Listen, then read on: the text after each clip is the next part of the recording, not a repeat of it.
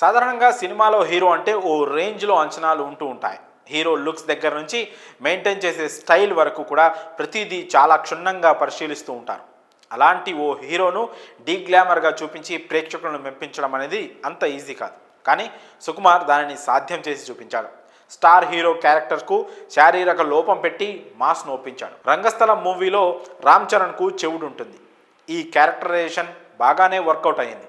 Cinema అంచనాలను మించి block buster అందుకుంది.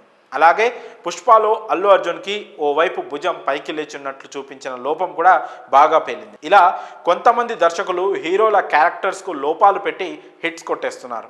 ఈ క్రమంలోనే ఇప్పుడు గేమ్ చేంజర్లోనూ రామ్ చరణ్కు ఇలాంటి ఓ ట్విస్ట్ ఉంటుందట. కాకపోతే దానిని ఫ్లాష్ బ్యాక్ ఎపిసోడ్లో చూపించబోతున్నారట శంకర్. ఇప్పటి వరకు సినిమా గురించి వినిపిస్తున్న ఇన్సైడ్ టాక్ ప్రకారం సెకండ్ హాఫ్లో చరణ్ పెద్ద వయసు అప్పన్నగా కనిపించబోతున్నాడట. ఆ క్యారెక్టర్కు కాస్త నత్తి ఉంటుందట. అయితే అది కథను ముందుకు తీసుకొని వెళ్ళే ఓ కీలకమైన ట్విస్ట్కు కారణమవుతుందని సమాచారం. ఓ పక్కా పాయింట్కు కనుక ప్రేక్షకులు బాగా రిసీవ్ చేసుకుంటే ఆ ఎపిసోడ్ ఓ రేంజ్లో పేలుతుందని టీం సభ్యులు చెప్తున్నారు.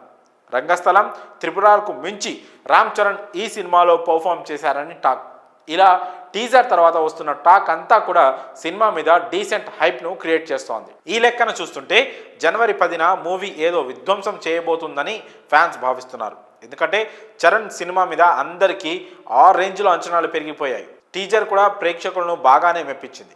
అటు ప్రమోషన్స్ కూడా అనుకున్నట్లుగానే జరుగుతున్నాయి. పైగా ఇప్పటి వరకు ఏ సినిమాకు లేని విధంగా మొదటిసారి ఓ Indian movie pre release event వేరే దేశంలో జరగబోతోంది. సో మూవీ టీం ఏదో భారీగానే ప్లాన్ చేశారనిపిస్తోంది. ఇక మరికొద్ది రోజుల్లోనే మూడో సింగిల్ను కూడా రిలీజ్ చేయనున్నారు మేకర్స్. ఆల్రెడీ దీనిపై తమన్ అప్డేట్ కూడా ఇచ్చేశాడు.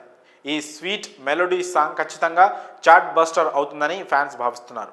బాక్స్ ఆఫీస్ దగ్గర పుష్ప హడావిడి ముగిశాక గేమ్ చేంజర్ వేగం పెంచబోతున్నట్టు సమాచారం. ఇక రానున్న రోజుల్లో ఈ మూవీ ఎలాంటి సౌండ్ చేస్తుందో చూడాలి. మరి అప్డేట్పై మీ అభిప్రాయాలను కామెంట్స్ రూపంలో తెలియజేయండి.